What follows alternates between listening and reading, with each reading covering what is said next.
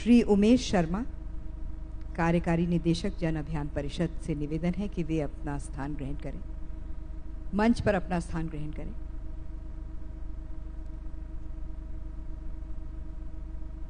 माननीय श्री शरद जोशी, सचिव सिकोइटिकॉन से निवेदन कि वे अपना स्थान ग्रहण करें।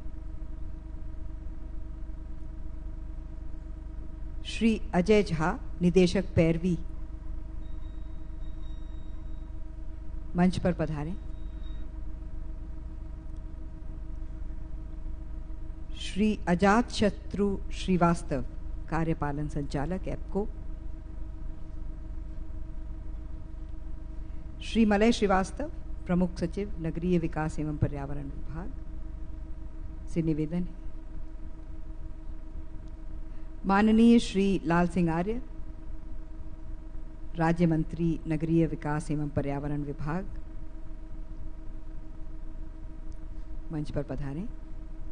और माननीय श्री अनिल माधव दवे, सांसद राज्यसभा एवं अध्यक्ष आयोजन समिति, ग्लोबल वार्मिंग एवं जलवायु परिवर्तन समाधान की ओर पर राष्ट्रीय सम्मेलन।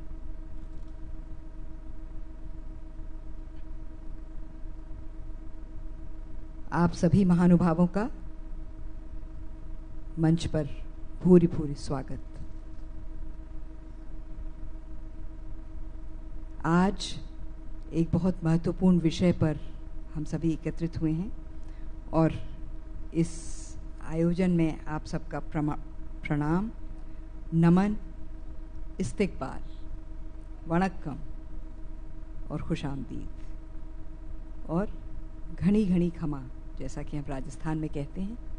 आप सबका बहुत बहुत स्वागत है इस आयोजन में, इस कार्यशाला में, इस सम्मेलन में, जहाँ पर कि हम सब मिलकर एक बहुत ही महत्वपूर्ण विषय पर चर्चा करने जा रहे हैं,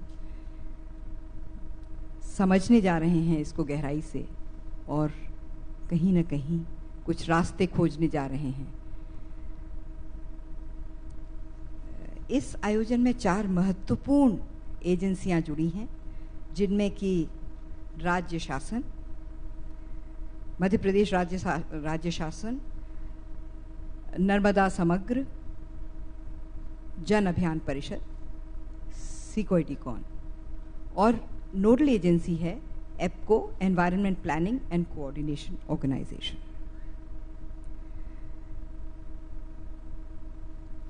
मैं आप सबसे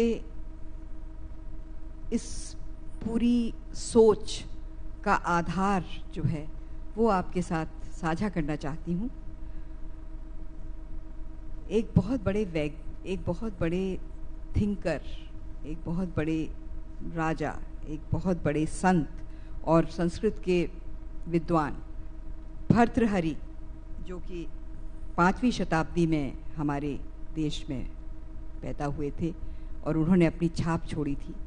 उन्होंने ये कहा था कि पृथ्वी मेरी माता है, वायु मेरा पिता है, अग्नि मेरी मित्र है, जल मेरा निकट संबंधी है और आकाश मेरा भाई है। मैं इन 5 तत्वों का इस प्रकार संबंधी हूँ। तो कहाँ वसुधैव कुटुंबकम की जो बात हम करते हैं, उसका बीज, उसकी जो जड़ है वो यहीं से निकली, ऐसा प्रतीत होता है।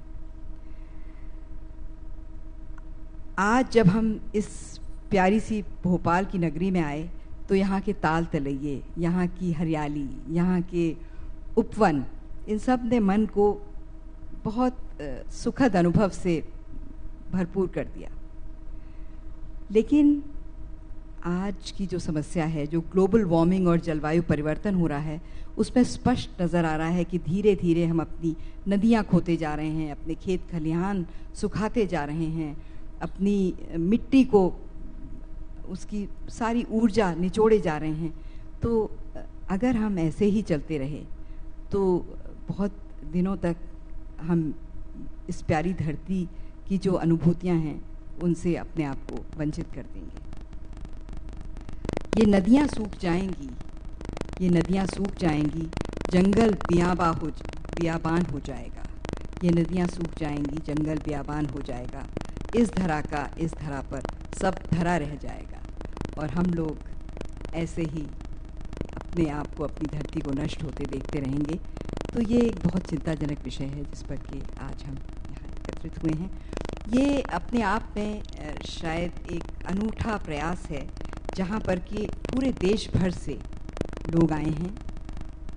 अनेकों धर्मों के लोग यहाँ पर जुड़े हैं इस आयोजन से, जिनमें अध्यात्म से जुड़े हुए लोग हैं, जिनमें वैज्ञानिक हैं, जिनमें जनप्रतिनिधि हैं और जिनमें ऐसे लोग भी हैं जिनको कि परंपरागत ज्ञान इस कदर है कि वो आदिकाल से पृथ्वी की गोद में खेलते आए हैं। जो लोग जड़, जंगल और ज़मीन से अरसों से जुड़े रहे हैं। तो अपने आप में ये अभूतपूर्व मिश्रण है और ये प्रयास राज्य सरकार की मंशा एवं गंभीरता का एक बहुत ही सटीक उदाहरण है। यहाँ विभिन्न पृष्ठभूमि से एकत्रित जो सब लोग एक आए हैं और जुड़े हैं और अपनी बात रखेंगे, एक दूसरे की बातें सुनेंगे, अनुभव साझा करेंगे, उससे हमें ये उम्मीद है कि कुछ नए रास्ते निकलेंगे, कहीं न कहीं हमें प्रकाश पुंज देखने को मिलेगा। मुझे लगता है कि ये देश का पहला ऐसा प्रयास है जहाँ पर कि इस प्रकार से इतनी varied, such a varied congregation of people from all walks of life is here, and I think it is a wonderful opportunity for all of us to share our experiences, to share our concerns, and also a great attempt by the government of Madhya Pradesh to bring us all together. राज्य सरकार इस अनूठे प्रयास के लिए साधुवाद की पात्र है और हम आभारी हैं कि हम सबको यहाँ पर इस तरह से जोड़ा गया।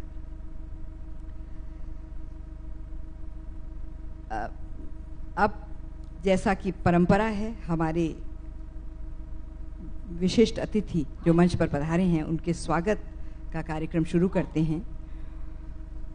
माननीय श्री अनिल माधव दवे, सांसद राज्यसभा एवं अध्यक्ष आयोजन समिति का स्वागत करने के लिए मैं निवेदन करूंगी श्री अजातशत्रु श्रीवास्तव, कार्यपालन संचालक एप्को से। माननीय श्री लाल सिंह आर्य, राज्य मंत्री नगरीय विकास एवं पर्यावरण विभाग, मध्य प्रदेश शासन का स्वागत करने के लिए पुनः श्री अजातशत्रु श्रीवास्तव से निवेदन। इसके पश्चात श्री मलय श्रीवास्तव, प्रमुख सचिव नगरीय विकास एवं पर्यावरण विभाग, मध्य प्रदेश शासन का स्वागत श्री अजातशत्रु श्रीवास्तव करेंगे।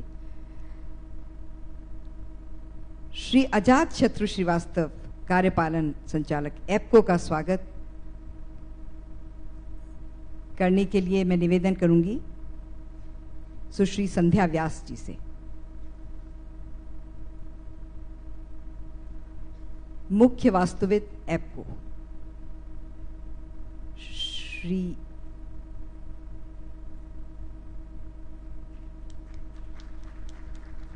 श्री अजय झा, निदेशक पैरवी, नई दिल्ली का स्वागत करने के लिए मैं पुनः निवेदन करूंगी सुश्री संध्या व्यास, मुख्य वास्तुविद एप्को से।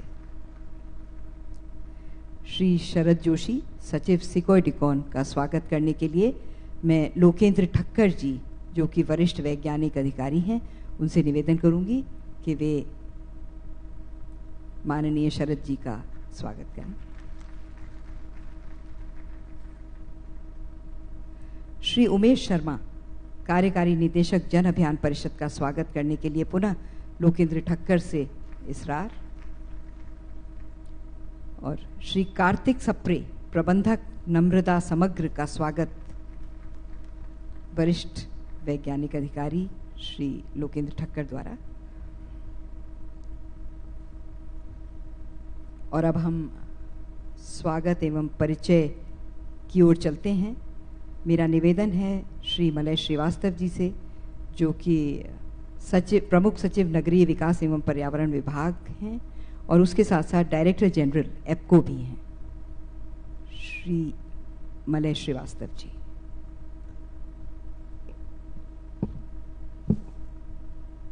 संगोष्ठी के आयोजन समिति के अध्यक्ष श्री अनिल माधव दवे जी, माननीय सांसद राज्यसभा, संगोष्ठी के नॉलेज पार्टनर्स, सिकोडिकॉन के श्री शरद जोशी जी, आयोजन समिति के सदस्य एवं पैरवी संस्था के निदेशक श्री अजय झा जी, एवं मध्य प्रदेश शासन के नगरीय प्रशासन एवं पर्यावरण विभाग के राज्य मंत्री श्री लाल सिंह आर्य जी, एवं मध्य प्रदेश शासन के निमंत्रण पर पूरे देश से पधारे हुए समस्त आमंत्रित अतिथिगण, देवियों एवं सज्जनों, सर्वप्रथम मैं ग्लोबल वार्मिंग एवं जलवायु परिवर्तन समाधान की ओर से इस विषय पर आयोजित राष्ट्रीय संगोष्ठी में आप सभी अतिथियों का हार्दिक अभिनंदन करता हूं, स्वागत करता हूं। कार्यक्रम के प्रारंभ में पृष्ठभूमि के ऊपर कुछ प्रकाश डालना चाहूँगा। हालांकि जिस प्रकार के विद्वानगण यहाँ पर उपस्थित हैं, आप सभी इससे भली भांति अवगत हैं। आदिकाल से सिंहस्थ का आयोजन एक वैचारिक कुंभ के तौर पर किया जाता रहा है, जिसमें दूर दूर से मनीषी, ज्ञानी एवं चिंतक समाज की शाश्वत मूल्यों एवं परंपराओं पर चिंतन करते थे। साथ ही समाज की विद्रूपताओं एवं सुधार की संभावनाओं पर भी चर्चा करने का यह अवसर होता था। किंतु विगत कुछ दशकों से यह ज्ञान और चर्चा संभवतः उस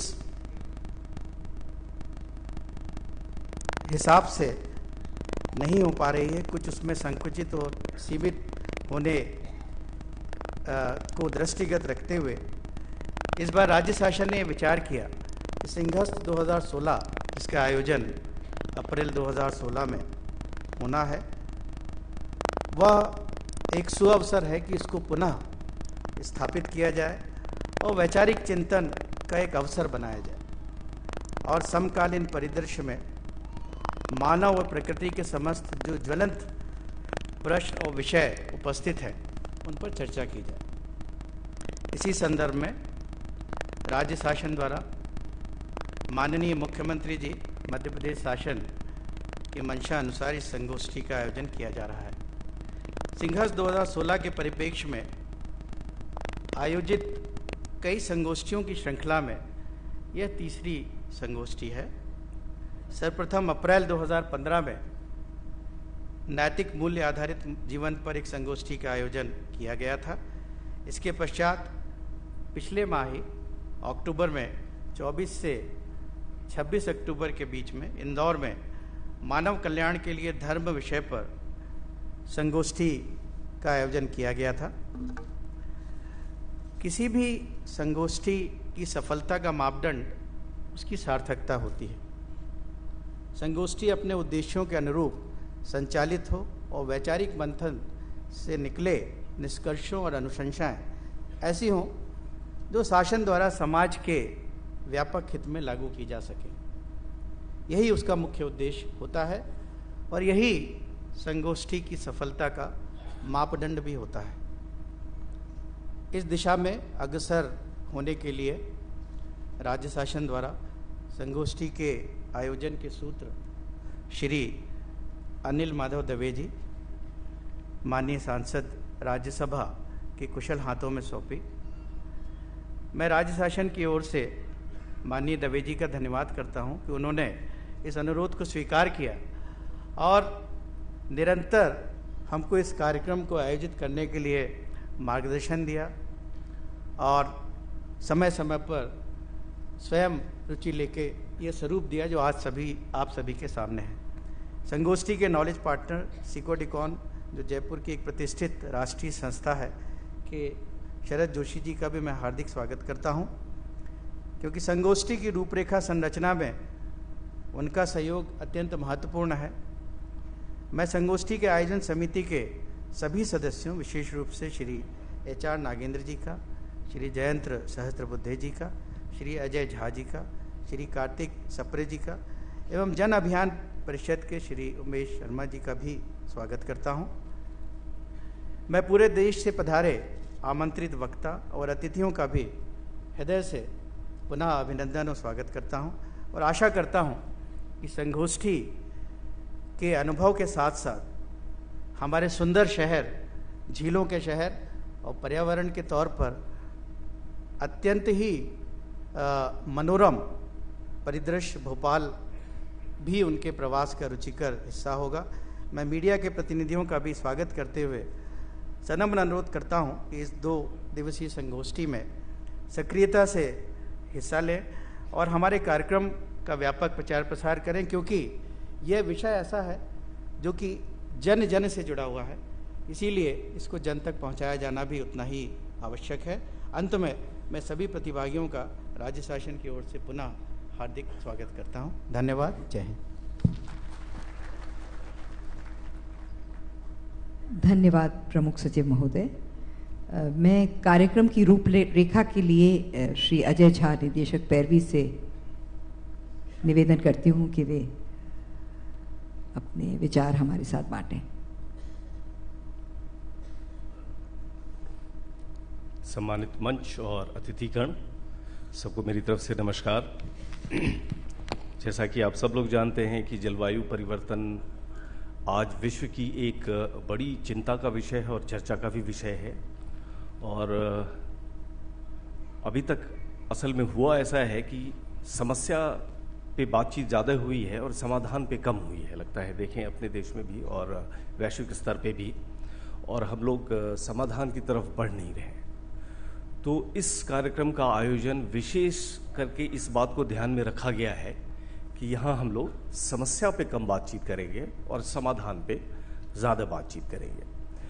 आपको चर्चाओं में सभी तरह के लोग मिलेंगे, साइंटिफिक कम्युनिटी से हैं, एकेडमिक कम्युनिटी से हैं, जो लोग रोज़मर्रा के जीवन में उसके प्रभावों से झेल रहे हैं और उससे ऊपर आने के लिए अपने प्रयास कर रहे हैं, ऐसे लोग हैं। संस्था जगत के लोग हैं, प्रशासन से लोग हैं, मीडिया से लोग हैं।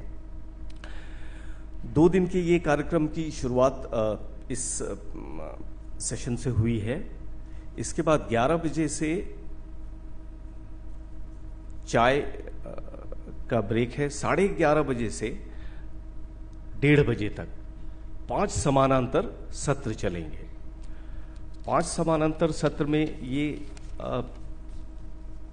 आशय है कि हम लोग इस समस्या और समाधान से संबंधित सभी पक्षों की चर्चा कर पाएं और सब लोग उसमें शामिल हो पाएं।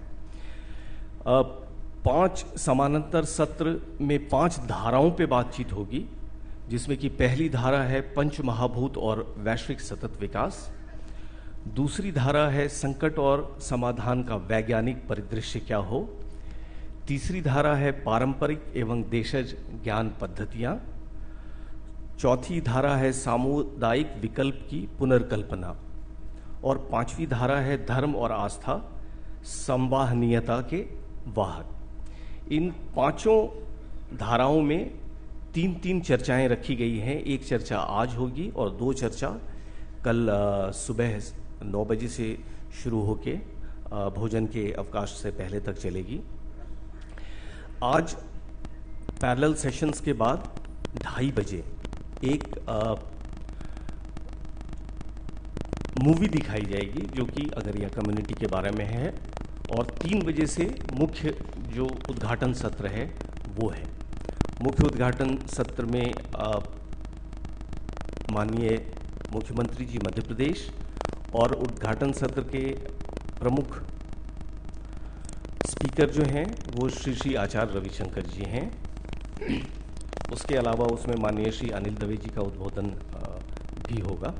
ये 5 बजे तक चलेगा और 5:30 से 6:30 तक हमने एक विशेष सत्र रखा है प्लेनरी, जिसमें कि वंदना शिवाजी और VS विजयन साहब हम लोगों को संबोधित करेंगे। उसके बाद कल्चरल प्रोग्राम है और फिर 8 बजे से भोजन का कार्यक्रम है। कल 9 से लंच भोजन के अवकाश तक 2 समानांतर सत्र होंगे और उसके बाद लंच के बाद जो है एक समरी सेशन है। समरी सेशन का मतलब कि सारी चर्चाओं का सारांश क्या निकला ये सभी प्रतिभागियों को बताया जाएगा और मंच के सामने पेश किया जाएगा। और उसके बाद क्लोजिंग सेरेमनी है जिसमें कि मुख्य अतिथि माननीय मंत्री विदेश मंत्री भारत सरकार श्रीमती सुषमा स्वराज जी होंगी।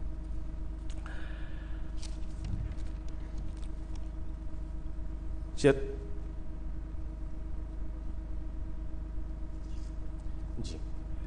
ये 5 समानांतर सत्र जो हैं वो कमरे के बाहर आप जाएंगे तो लिखे हुए हैं कि कौन से सत्र किस कमरे में होगा। दो समांतर सत्र के कमरे इसी फ्लोर पे हैं, इसी कक्ष पे हैं और 2 ऊपर हैं इधर बाईं तरफ आप पहले फ्लोर पे और एक इसके नीचे है सामने की तरफ। और प्रतिभागियों के लिए पद चिन्ह बने हुए हैं, जितने भी समानांतर सत्र के कक्ष हैं उनकी तरफ पद चिन्ह बने हुए हैं और वो उनको उस दिशा में समानांतर कक्ष की दिशा में ले जाएंगे। विषय जो है महत्वपूर्ण है और कॉम्प्लेक्स भी है और हमारे पास स्पीकर्स भी बहुत सारे हैं, इसलिए एक निवेदन सबको कि समय की सीमा का हम लोग ध्यान रखेंगे और ये कोशिश करेंगे कि समानांतर सत्र में भी जो लोग प्रतिभागी हैं पैनलिस्ट के अलावा उनको भी अपनी बात रखने का मौका मिल पाए। तो मुझे लगता है कि आज और कल हम लोगों के लिए काफ़ी रोचक होने वाला है, ज्ञानवर्धक होने वाला है और हम लोग we look forward to it. बहुत बहुत धन्यवाद। बहुत बहुत धन्यवाद अजय जी। अब मैं श्री अनिल माधव दवे माननीय सांसद राज्यसभा एवं अध्यक्ष आयोजन समिति से निवेदन करूंगी कि वे विषय प्रवर्तन पर अपना उद्बोधन दें। माननीय श्री अनिल माधव दवे।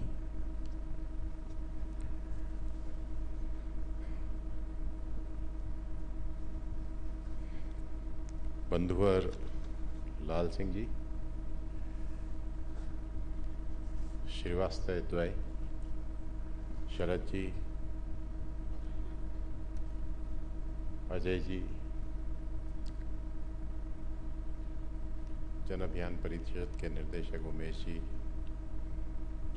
और कार्तिक जी, इस सभा कक्ष में उपस्थित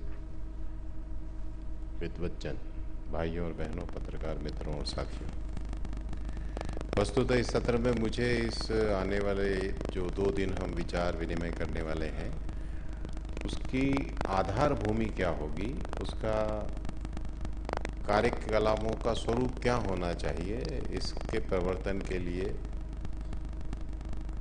कहा गया है। वस्तुतः सिंहस्थ के संबंध में लोग ये मानते हैं कि ये केवल यानी दुर्भाग्य है हमारा कि विश्व के अंदर हमने क्या बताया, तो अंग्रेज कहते थे सपेरों का देश है, तो हमने जादू टोना, सपेरा, विभिन्न प्रकार के फोटोज इसको दिखा करके सिंहस्थ बताने की कोशिश की। तो मैं लोगों से कहता हूं कि जिस 6 किलोमीटर की परिधि में 1 करोड़ लोग सुबह आकर के शाम को चले जाते हैं, कोई किसी की गठरी नहीं उठाता, कोई किसी का सामान चोरी नहीं करता, कोई किसी महिला के साथ अभद्रता नहीं करता, क्या ये देखने का विषय नहीं है? विश्व की एक महाशक्ति के बड़े शहर में 4 घंटे के लिए लाइट चली गई तो बलात्कारों और हत्याओं की श्रृंखला खड़ी हो गई। जिस धोती पहनने वाले व्यक्ति को हमने अनपढ़ कहा, हमने उसे तथाकथित हमारी भाषा में गंवार कहा, क्योंकि हमें लगता है कि जब तक अंग्रेजी न बोलो, जो हमें लगता है जब तक टाई न बांधो, हमें लगता है जब तक कि हम अत्याधुनिक भाषा न वेशभूषा न पहने तब तक हम सभ्य नहीं होते। ऐसे प्रत्येक व्यक्ति को मैं बता देना चाहता हूं कि वो 1 करोड़ लोग जो सुबह आके शाम को गए वो विश्व के सर्वाधिक सुसभ्य लोग हैं। तो हमने महाकुंभ की इन विशेषताओं को नहीं बताया और किसी ने भी इन महाकुंभों की शुरुआत की होगी, उन मनीषियों ने, उन विद्वानों ने, उन साधु संतों ने, उन्होंने केवल इसे एक धर्म का समागम नहीं कहा, उन्होंने इसे धर्म और समाज के विभिन्न आयामों का समागम है।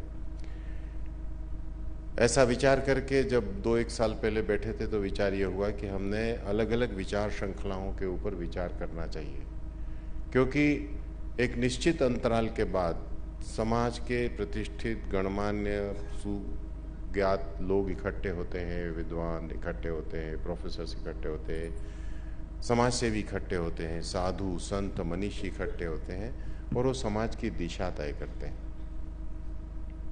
क्या इन सम्मेलनों के अंदर हम इन चारों समस्याओं पर विचार नहीं कर सकते? तो आया कि कर सकते हैं। वैसे ही फिर मैं आगे भी बढ़ना चाहता हूँ, क्या हम कृषि पर विचार नहीं कर सकते? क्या हम कुटीर पे विचार नहीं कर सकते, कुटीर उद्योग पे? तो ये कुंभ वस्तुतः विचार का समागम है और विश्व को संदेश देने वाला स्थान है। इसकी उस मूल अवधारणा को प्रकट करने के लिए इस बार कुंभ के अंदर इसको प्रारंभ किया है और उसी श्रृंखला में ये तीसरा सम्मेलन है।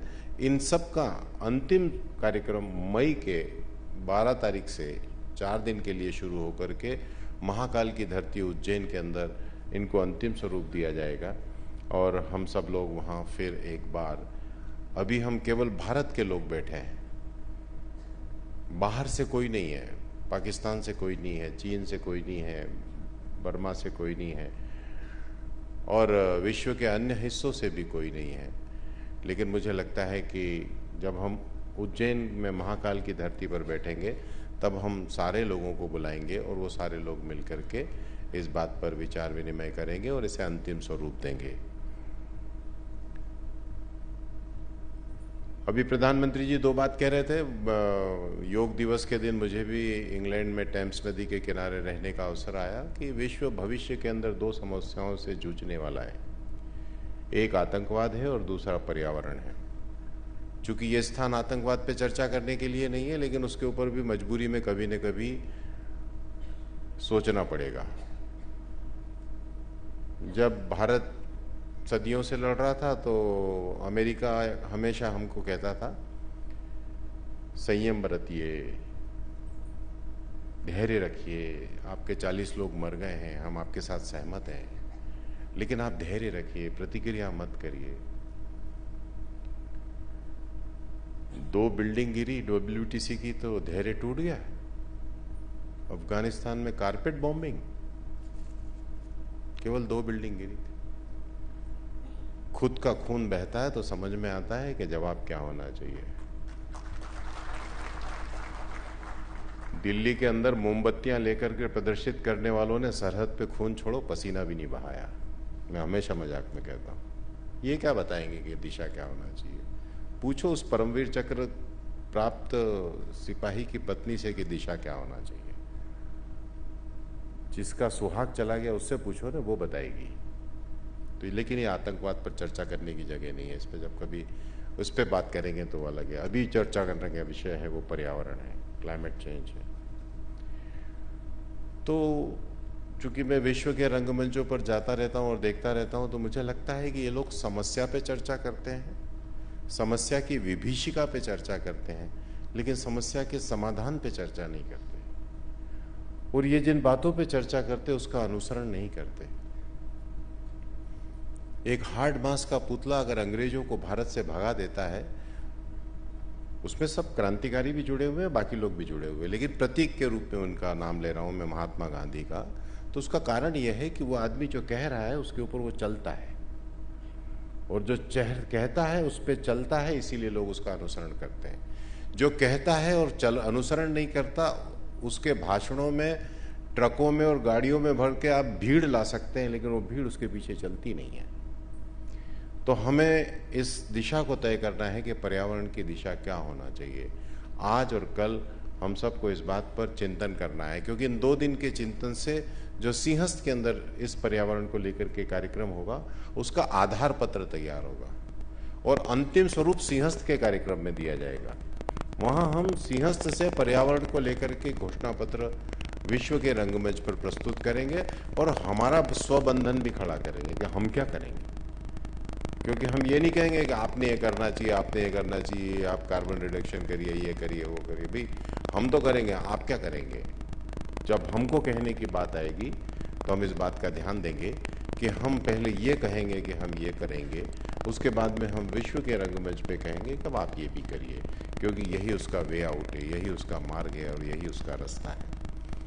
तो इन 2 दिनों के अंदर चिंतन करते समय उस मार्ग को तलाशने की कोशिश हम सब करें, ऐसा मैं आपसे करबद्ध प्रार्थना करता हूं। और कोई भी वस्तु हो, चाहे ये माइक हो या मनुष्य हो या हम सब हो, हम सब की रचनाएं, हम सब का सृजन और हम सब का विसर्जन 5 तत्वों से है। इस संबंध में फंडामेंटली कोई कंफ्यूजन नहीं है, कोई संशय नहीं है। हम सब धरती, पानी, अग्नि, वायु, आकाश, इन 5 तत्वों से बने हैं।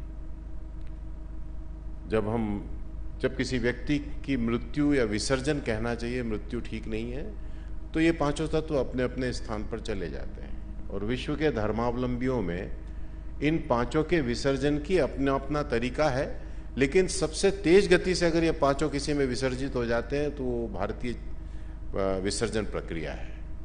धरती धरती में चली जाती है, अग्नि अग्नि में चली जाती है, वायु वायु में चला जाता है, पानी पानी में चला जाता है, आकाश का तत्व आकाश में चला जाता है। नमः शिवाय। ये कितना सुंदर है। इसलिए इन 5 तत्वों से चूंकि सारी सृष्टि बनी है और इन 5 तत्वों में असंतुलन खड़ा करने का काम पिछले 100 सालों में हम ही मनुष्यों ने किया है।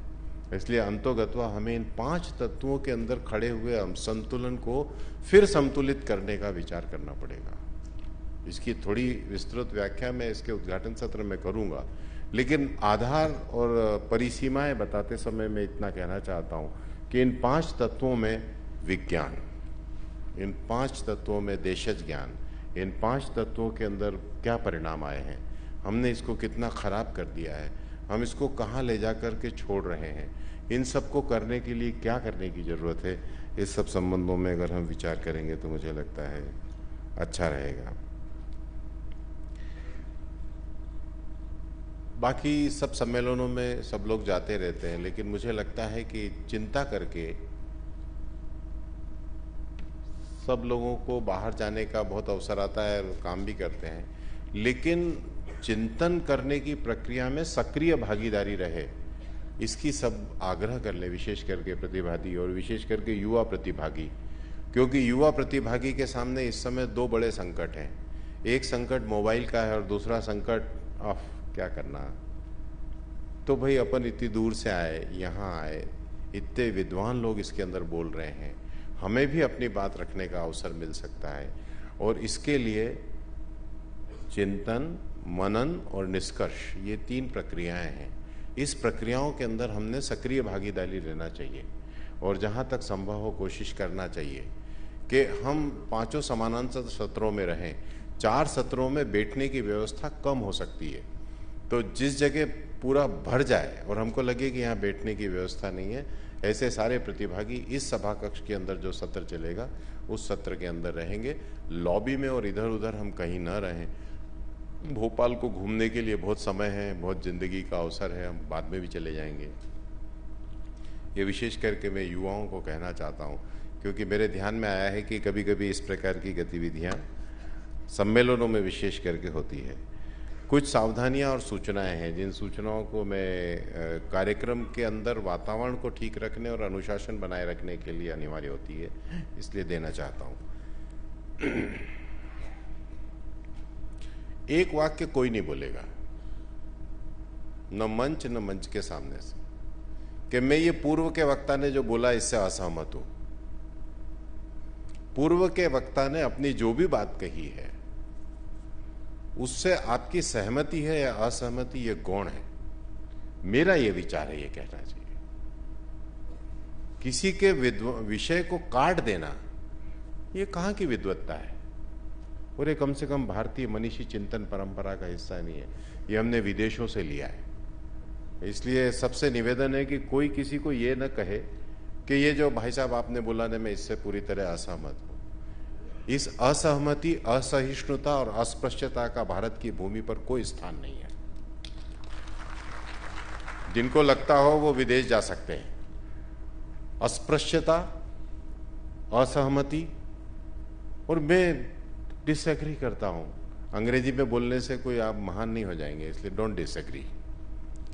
इसलिए सभा का ये सामान्य अनुशासन है जो अनादिकाल से पितामह भीष्म से लगा करके, राम से लगा करके, आचार्य चाणक्य से लगा करके, छत्रपति शिवाजी महाराज से लगा करके सबके बीच में रहा है कि विचार की अभिव्यक्ति की स्वतंत्रता हर किसी को है। मानना नहीं मानना राजा का काम है, माने माने, न माने न माने, उसमें क्या है। इसलिए इस अनुशासन का हम सब लोग पालन करें तो बहुत अच्छा रहेगा, मेरा निवेदन है आपसे।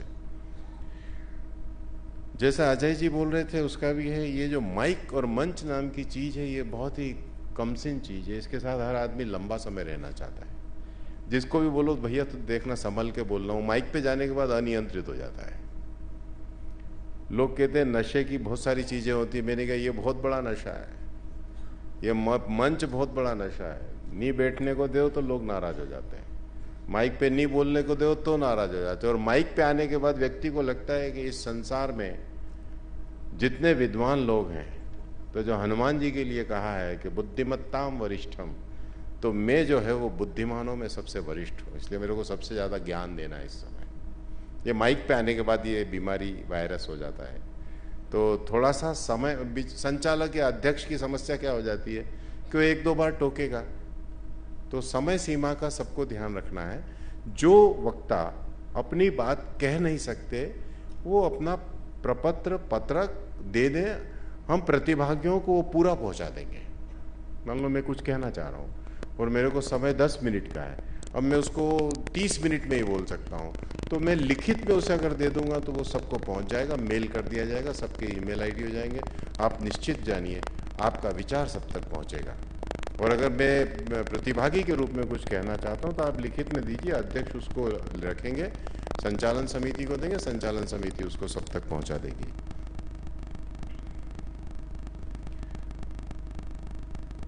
एक निवेदन सबसे हाथ जोड़ के, मैं वर्षों से नर्मदा पे काम करता हूं, लेकिन कोई नहीं कह सकता भारतीय जनता पार्टी का आदमी और नदी पे काम करता है। मुझे गर्व है अपनी पार्टी पर, लेकिन मैंने पूरे आंदोलन को अराजनीतिक बनाए रखा है।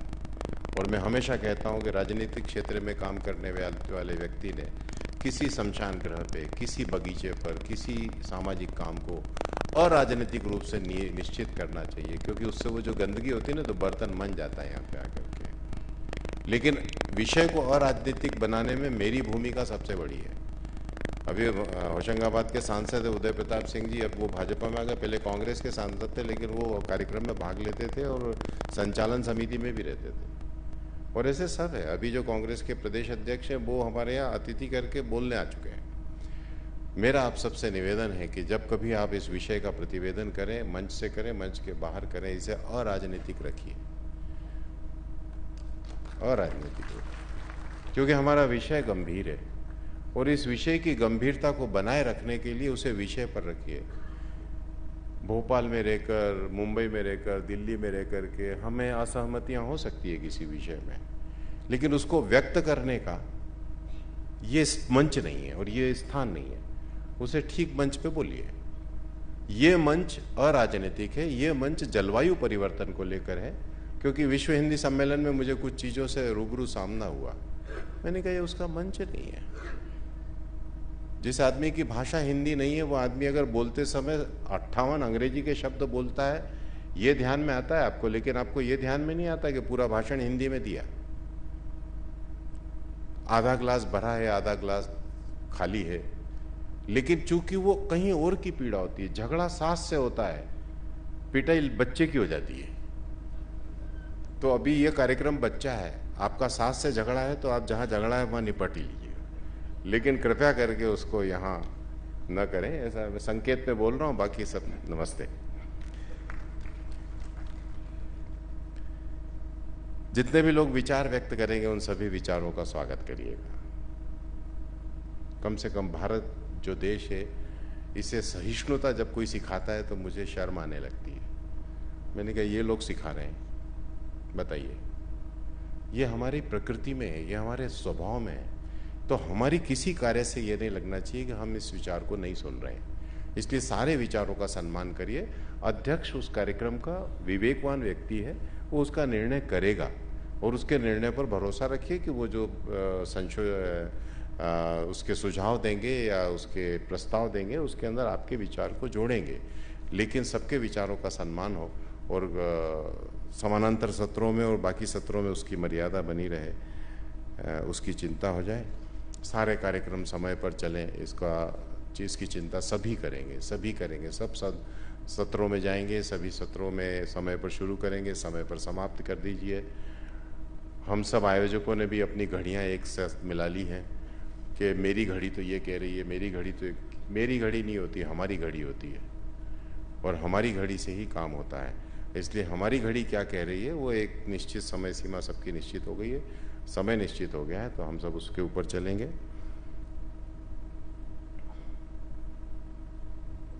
थोड़ा सा आप निकल जाओ। थोड़ा सा मोबाइल के संबंध में सावधानी रखने की जरूरत है। लोग कार्यक्रमों में मोबाइल बंद नहीं करते और मोबाइल पे लगे रहते हैं। तो अमेरिका का राष्ट्रपति हो, रशिया का राष्ट्रपति हो, भारत का प्रधानमंत्री हो, समझ में आ सकता है दुश्मन देश से मिसाइल चल पड़ी है, क्या करने की जरूरत है, तो ऑर्डर देना है कि इधर से भी दाग दो। ऐसी कोई मिसाइल नहीं दगने वाली है और घर में पत्नी या पति सुखी हैं हमारे बगैर, इसलिए वो कोई ऐसी मिसाइल उधर से भी नहीं दगने वाली है। इसलिए निश्चिंत रहें। और मैं हमेशा कहता हूं कि अपने बगैर दुनिया ज्यादा अच्छी चलती है। हर एक को लगता है कि मेरे कारण ही अच्छी चल रही है। भैया दादा, तेरे कारण नहीं, दुनिया भगवान के कारण अच्छी चल रही है। तू थोड़ा नी भी रहेगा तो जरा शांति रहती है। तो मोबाइल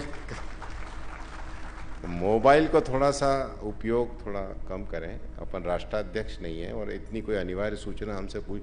और मजे की बात यह है कि मोबाइल के इस संवाद को कभी आप रिकॉर्ड कर लीजिएगा। क्या हुआ तो फिर बगार में ज्यादा क्यों राई डाल दी। अब ये चर्चा करने का विषय है। रोज रात को 1-1 घंटे लगे हुए। अरे भाई 1 घंटे क्या बात करने की जरूरत है, जिंदगी तो हो गई बात करते। और जब सामने होते तो बात नहीं करते, तब टीवी देखते रहते। तो अरे जब सामने बैठी है तो बात नहीं कर रहे और जब नहीं है तो 1 घंटे देह मोबाइल पे लगे हुए। तो जरा थोड़ा सा कार्यक्रमों में मोबाइल पे संयम रखने का। मोबाइल साइलेंट मोड पे रखिए या ऑफ कर दीजिए, कोई फर्क नहीं पड़ता। मेरा मोबाइल इस समय साइलेंट मोड पे है। तो थोड़ा सा क्या है कि साधन तो साइंस हमें देता है, विज्ञान देता है, लेकिन साधनों के उपयोग करने का विवेक जो है वो दर्शन देता है, वो धर्म देता है कि भाई इस साधन का उपयोग कैसा करना और कितना करना है। तो आप सबसे मेरी करबद्ध प्रार्थना है कि इस संबंध में भी, बाकी सुधीजन है, बहुत आप विचारवान हैं, बाकी सारी चीज़ों के ऊपर संबंध में विचार करते हैं। और अंतिम बात इतनी है कि इस 2 दिन के कार्यक्रम के अंदर सक्रिय भागीदारी के अतिरिक्त जो सिंहस्थ के अंदर कार्यक्रम हो रहा है उसके अंदर उसके अंदर आने के लिए मैं अभी आप सबको आमंत्रित करता हूं। आप सब लोग उसमें भी आइएगा। महाकाल की धरती है, कालों के काल महाकाल है। विश्व को अगर कोई दिशा देने की अंतिम स्वरूप खड़ा होगा तो वो भारतीय चिंतन परंपरा ही है। ये गांधी का ही मार्ग है जिस पर चला जा सकता है, और कोई मार्ग है या नहीं है मुझे नहीं मालूम। लेकिन एक बार दत्तोपंत से लोगों ने कहा था कि आप क्यों काम करते हैं ये वाला। उन्होंने कहा this is the shortest route to success. सफलता का ये सबसे न्यूनतम मार्ग है। आप इससे न्यूनतम मुझे बताएंगे, मैं उस पर चल पड़ूंगा। मैं दत्तोपंत ठेंगड़ी की बात कर रहा हूं। तो मुझे मालूम है कि जलवायु परिवर्तन का न्यूनतम मार्ग और निश्चित मार्ग अगर कोई है तो भारतीय मनीषी परंपरा है। केवल इसलिए नहीं कर रहा हूँ, हर माँ को अपनी बेटी रानी लगती है और अपना बेटा हीरो लगता है। हर एक को अपनी विचार परंपरा अच्छी लगती है, लेकिन 10,000 20,000 सालों से चली आने वाली इस परंपरा को संबंध में मैं कह सकता हूँ, मैं उसकी बुराइयों को भी उतनी ही अच्छे से जानता हूँ। मैं जातिवाद, अशिक्षा, स्त्रियों के प्रति असमानता, इन सब बातों को स्वीकार करता हूँ। ये गलत है, ये नहीं होना चाहिए। लेकिन ये भी सही है कि जो अच्छा है उसको लेकर के ये मान लेना कि मैंने गधे का बच्चा उठा रखा है, मेरे कंधे पर गाय का बच्चा नहीं है, ऐसा कोई भ्रम डाल करके हम वो गाय का बच्चा जमीन पे नहीं उतारने वाले हैं। हम उसको लेकर के न्यूयॉर्क भी जाएंगे, पेरिस भी जाएंगे, जहाँ दुनिया के कोने कोने, और हम लोगों को बताएंगे कि भारतीय मनीषी परंपरा ये जलवायु परिवर्तन का उत्तर है, जवाब है, और हमारे मनीषी इस मार्ग पर चले हैं, हमारा समाज चला है, और समाज के वही सारे हिस्से यहाँ उपस्थित हैं। वो किसान भी उपस्थित है, वो मजदूर भी उपस्थित है, वो युवा भी उपस्थित है, वो महिलाएं भी उपस्थित हैं, और हम सब मिलकर के अगर उसका निदान ढूंढने की कोशिश करेंगे तो हमें मिलेगा। आइए इस यज्ञ के अंदर हम 2 दिनों तक अपनी विचार संविधा को डालें और इसका आधार पत्र तैयार करके सिंहस्थ के अंदर उसे हम अंतिम स्वरूप दें। इसी आशा और अपेक्षा के साथ मैं अपना निवेदन समाप्त करता हूँ। धन्यवाद। इस सारगर्भित अभिव्यक्ति के लिए श्री अनिल माधव दवे के आभारी हैं। मैं श्री शरद जोशी, नॉलेज पार्टनर इस सम्मेलन के को आभार प्रदर्शन के लिए आमंत्रित करती हूँ।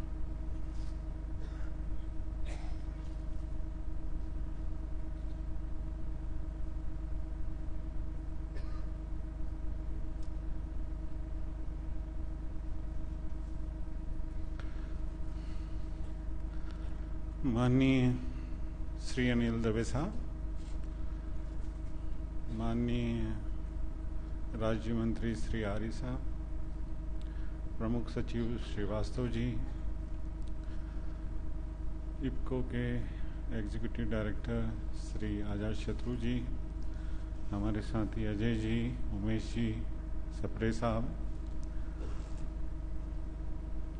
सर्वप्रथम मैं आप सब लोगों का ध्यान इस ओर आकर्षित करना चाहूँगा कि इस सभागृह में देश के लगभग सभी राज्यों से लोग आए, या तो वो जड़ स्तर पर काम करने वाले स्वयंसेवी संगठन के लोग हैं, या जनप्रतिनिधि हैं, या वहाँ पे परंपरागत काम करने वाले लोग हैं।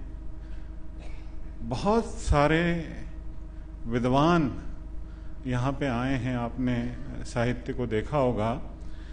हम लोगों ने एक परिचय पुस्तिका भी आप लोगों के साथ शेयर की है, जिसमें लगभग 120 लोगों के हम लोग संकलन कर पाए थे, लेकिन बहुत उससे भी अधिक विद्वान इसमें आए हैं।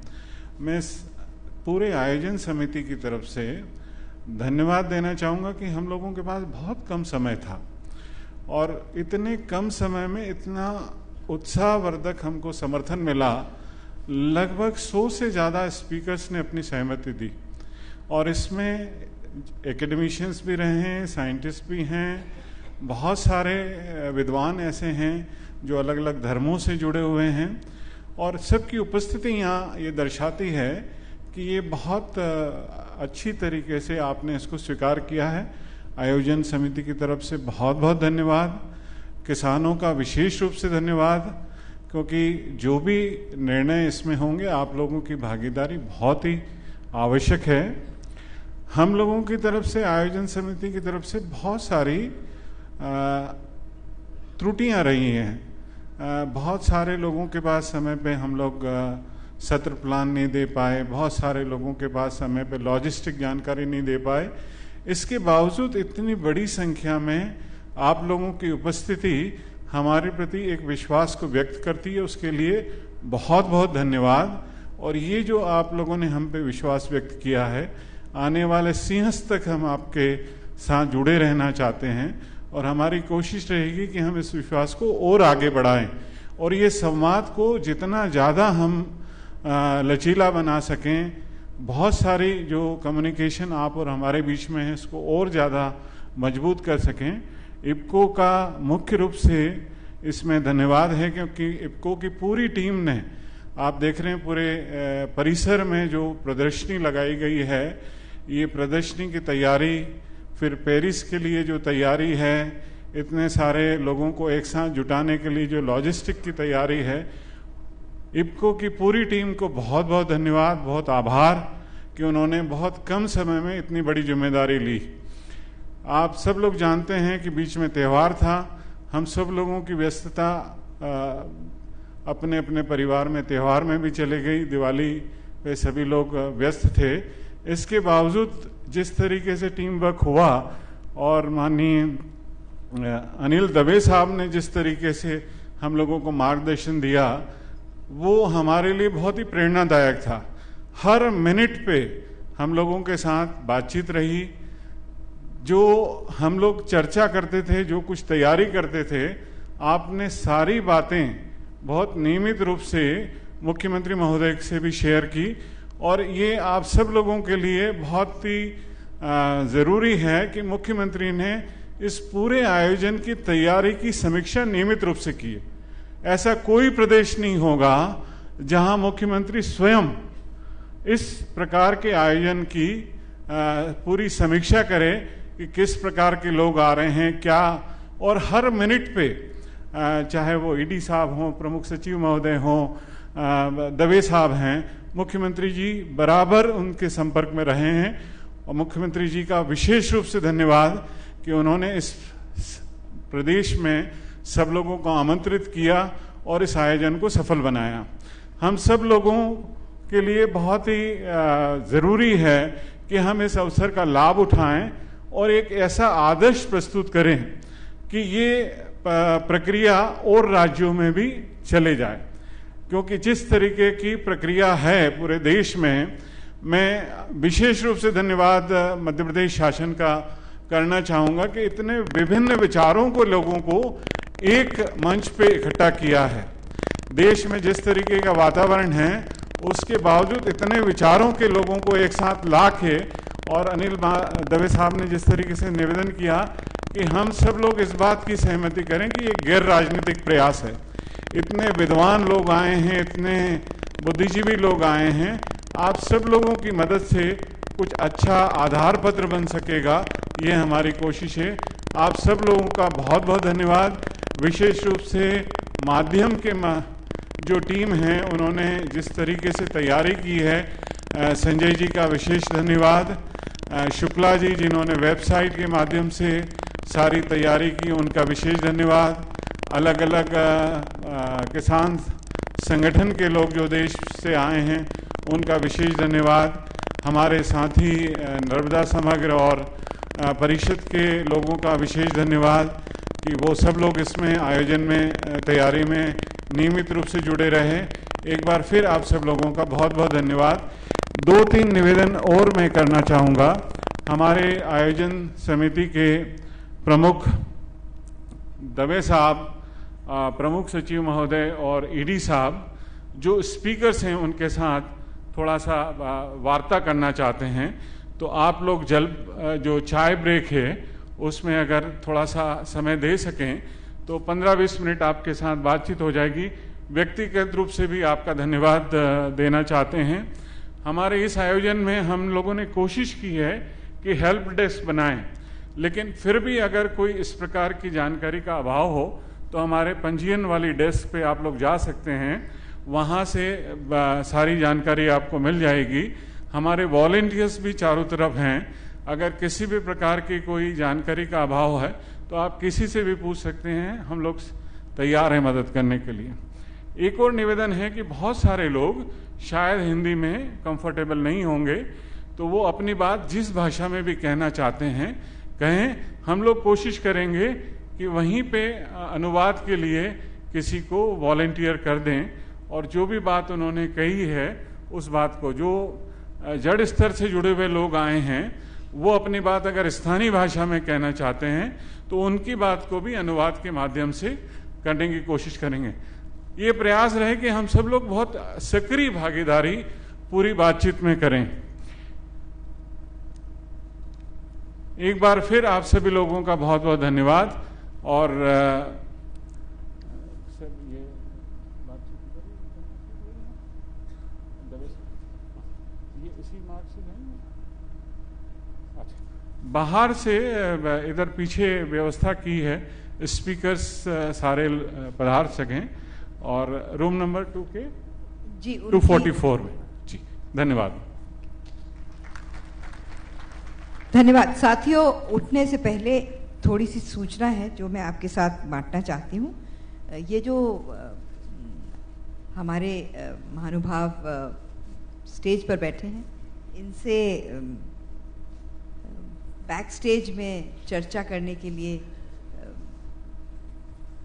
अनिल माधव दवे जी का एक कुछ विशेष प्रोग्राम है, तो आप सबसे निवेदन है, जो मंचासीन विभूतियाँ हैं, उनसे निवेदन है कि वे पीछे बैक स्टेज पर दवे साहब से निश्चित रूप से मिलें। और इसके साथ साथ ये जो हमारे पैरेलल सेशंस हैं, इनके बारे में थोड़ी सी जानकारी देनी थी कि पहला जो सेशन है पंच महाभूत एवं वैश्विक सतत विकास, ये हॉल क्रम संख्या 3 में होगा और इसके लिए आलोक जी जिम्मेदारी उठा रहे हैं। दूसरा सत्र है संकट और दूसरा सत्र है पंच महाभूत संतुलन आधुनिक विज्ञान के नज़रिए में। ये हॉल क्रमांक 2 में होगा और इसकी जिम्मेदारी अजय जी ने उठाई है। इसके बाद तीसरा सत्र है लोक रीतियों में पर्यावरण चिंतन एवं संवाद।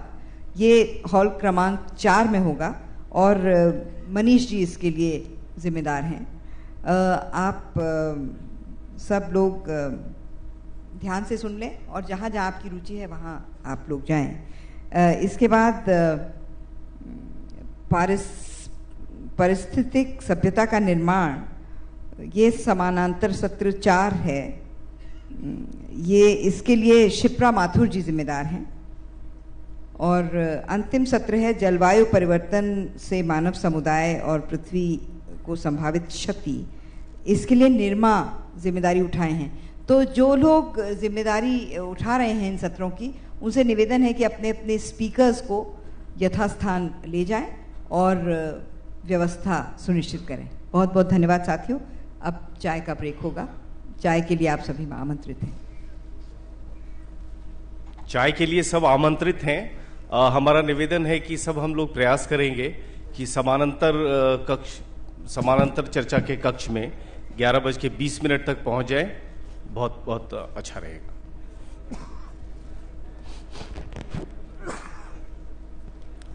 एक और सूचना है कि भोजन के अवकाश के बाद सब लोगों को वापस इसी ऑडिटोरियम में आना है।